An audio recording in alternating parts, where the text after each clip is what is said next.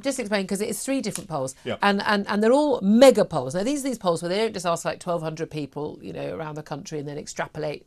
These are polls which actually look predictions for individual constituencies. Yeah. So, because obviously people vote very differently, and they're different. The Lib Dems or Labour challenging Tory seats, etc., etc.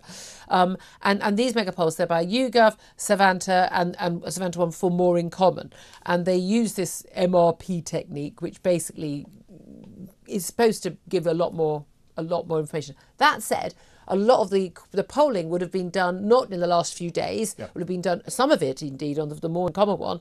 I mean, literally up to 2 weeks ago. Yeah. So things have changed a lot since then. For instance, Nigel Farage saying that he was coming back as Reform leader, and we've seen a bump in a number of polls for him on that. But the YouGov, they're looking at the Tories reduced to just 108 seats, the worst performance in their 200-year history. Labour on 200, a 200 majority, but they're saying Reform, interestingly, could get 5 constituencies, having previously been projected only a week or so ago of getting none. It does also mean a load of cabinet ministers going. So Jeremy Hunt, yay.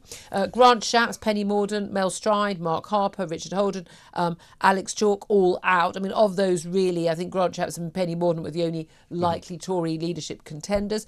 Another Savanta poll, even worse, saying the Tories would be down to just 53 seats, including the Prime Minister himself losing his Richmond and Northallerton constituency in Yorkshire. That would be the first time ever a sitting Prime Minister has lost his own seat. Although I think he'd be secretly horrified to win his seat, because he'd have to stay in Parliament. Would he though? He wants to go off to California. And another Savanta poll for More in Common, again saying, looking at just 53 seats for the Conservatives, I mean, it just, these are terrible. Yeah. They're kind of not predictions. They're just, I don't know what the term is. Indications of what might happen. What do you make of it all? Well, I think the one thing that we can be fairly certain of out of all of the polling is it's not going to be a Tory government next time round. I mean, even Grant Shapps in an interview recently accepted that. Yeah.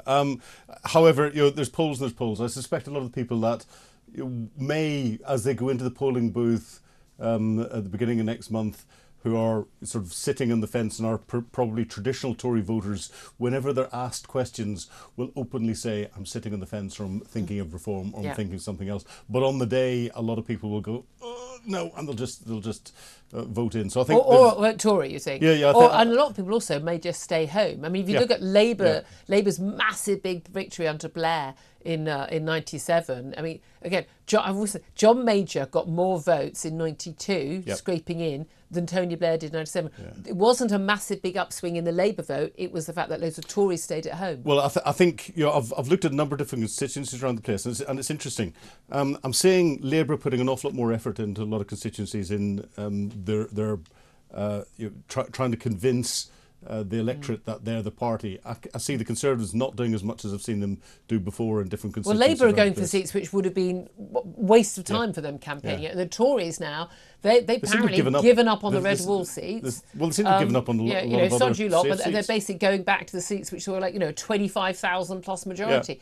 Yeah. They are literally in defensive mode. We're in a siege mentality in the Tory party. But I was going through a number of the different comparisons in different seats, and it's really interesting if you look at the Tory split with Reform and then Labour. Labour isn't changing much in its percentage around of the vote. 2021 point lead, isn't it? It's Reform that's coming in, and the Lib Dems. You have to credit the Lib Dems, but that tends to be where protest votes go to. But there's on one of these polls, if this was played out, the Lib Dems would be coming close to being the official opposition with the second number of seats. Yeah. I have a funny feeling the Tories will do better than some of these polls are suggesting. I think they will, but I don't think we can predict anything accurately. We can't, and this is where I think 20% of people don't know how they're going to vote. Yeah, and I think the few programmes afterwards will be sitting discussing how can the pollsters continue to get this so wrong? Should we ever listen to them? Well, that said, I mean, I've done enough election night shows, and I'll be here at 10 p.m. on election. I'll be doing a show in the morning, and then we've got the election night show. I'll actually be in on the Friday as well. You know me. I find the election campaign very dull. The results, I'm loving. Your sleeping bags in the corner. Sleeping bags in the corner, absolutely. There might be a drink in between, not saying anything. But, we get that exit poll. And I mean, no one believed the exit poll saying a majority of around 80 last time round. Exit polls are always within 1 or 2 seats accurate. They are very accurate. So what we find out, we don't often get a lot of results again until sort of well after sort of like 2 a.m, 3 a.m. But actually, and the results you do get are often not indicative of anything. They're seats which are, of course, that party would win that seat. So it's going to be really interesting what the exit poll says. Let's talk specifically about Nigel Farage. I have to say, it really annoys me. Every single day, there's a piece of paper with a list of Clacton seats, Clacton candidates on it, and someone, yet again, my lovely fellow colleagues here at Talk, can you leave it in the studio? Because whenever we talk about Nigel Farage, we have to read them out. I'm sure it's on the someone website. Bring it into? No, it doesn't count. Can someone bring it in to me while I'm talking? Because seriously, it's really doing my head in. Every single day I leave a note saying, do not remove this list of candidates. It's so frustrating. So at some point I'm going to have to read out the list of candidates. So that could come into me in the next few minutes. That'd be very helpful.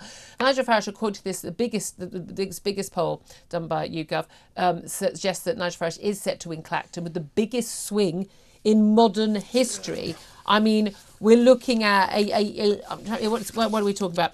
42% of the vote. Now, bearing in mind that last time round the Tories won 72% of the vote, so we're looking at a absolutely huge swing. Yeah, but if we look at the one constituency in the whole of the United Kingdom that is getting the majority of the airtime on mainstream channels and elsewhere, it just happens to be that constituency. So we shouldn't be surprised that. And also, it's a strong Leave swing. Voting seat, Exactly. And of course that was why Nigel Farage would have chosen that seat. And therefore, people can say, "Oh, yeah, we can get someone who's going to go in and going to be noisy and going to influence, our thinking."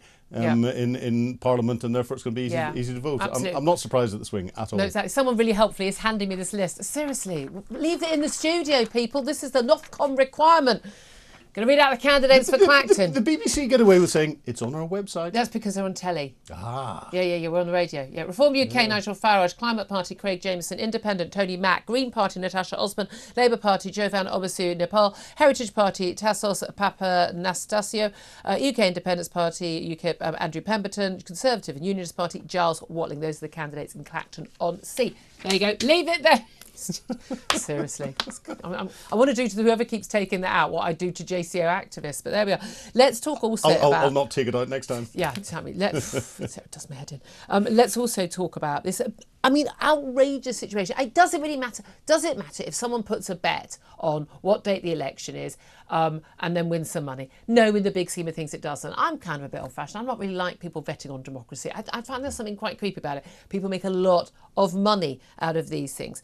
Now, we've had a Conservative candidate already being looked into by the Gambling Commission and others. This is Craig Williams. He's a Conservative candidate, but he's also has been a close aide to the Prime Minister.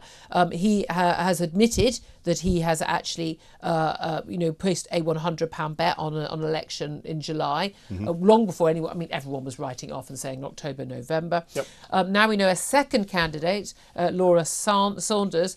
She's worked for the Tories since 2015. She also just happens to be married to the party's director of campaigning, Tony Lee, and she has been approached for comment by broadcasters and has not responded, but she is believed to be the second candidate who is being probed by the Gambling Commission over this. And then we had the extraordinary situation of one of Rishi Sunak's close protection police officers being suspended and arrested also for allegedly placing a bet on the election date. So we've had a conversation, somewhere.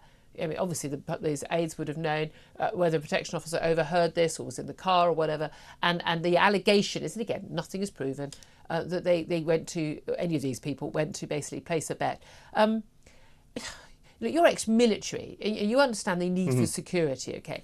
The close protection officers, I mean, the word close is very crucial, isn't it? Exactly. They get very close to everything. They hear everything. Yep. They know everything. Part of their job is to keep stum. Yeah. They don't pass things up to bosses. They don't tell anybody. You don't go to the newspapers. You don't sell your story. You sign the Official Secrets Act. What we definitely don't do is try and make money from conversations you have heard, if that is what has happened in this case. Those in privileged positions have to recognise, and you recognise they're going to get access to information that they could exploit. And if they do exploit it, they are, undermining the whole position and undermining all of their colleagues as well, because Yes. there'll be total suspicion across the board now, and we need our leaders in different places to be able to have frank conversations as they're going around the place, as they're working, without people trying to exploit that. And this just undermines. Well, that just saying, in just the worst breaking way news. possible. Apparently, the director of one of the directors involved, director of campaigning, Tony Lee, the Conservative director of campaigning, who is the husband of the candidate who's accused of being investigated by the Gambling Commission. She's not commented herself that he is now on a leave of absence. Oh, okay, surprise, now, surprise. I mean, look, this is not just bad for the police and close protection officers. This is also bad for the Conservatives. It's also, I mean, it's very bad. I mean, I do feel sorry for Rishi Sunak. If you're sitting there, you're trying to have these conversations, and you've got people around you can't trust. But this is kind of akin to insider dealing, isn't it? Also, 100 quid, getting 500 quid back. Yeah, that's a lot of money for an awful lot of people. But the idea that you'd put your reputation, your career, and the trust that people put into you for 400 quid. Yeah. Yeah, it's ridiculous. I mean, that's embarrassing. It's more than It wasn't even like, oh, you're going to set to win £10 million.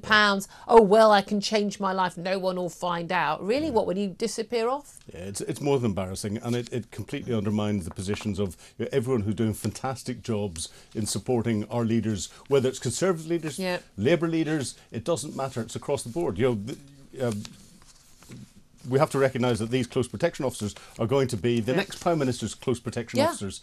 It's the same team that they're going to come from. Yeah. I mean, you wonder about candidate vetting, but you also, goodness me, you also wonder about the vetting of some of the police as well. I mean, you get another embarrassment for the Met as well. But again, as you say, this is the sort of thing that will embarrass all the other security officers. Now, one thing I've always known, like the official drivers and the close protection officers, they are, I mean, they don't say a word. Every now and then, you get to know some regular ones when you've been on the beat for a long time, and there's quite a lot of, rolling of eyes at some of the more difficult politicians, shall we say? Yes. But they never give anything away. No. They're professional It's to not a fair. man and a woman. Yeah. So they'll be the people who are most unhappy about this. They really will.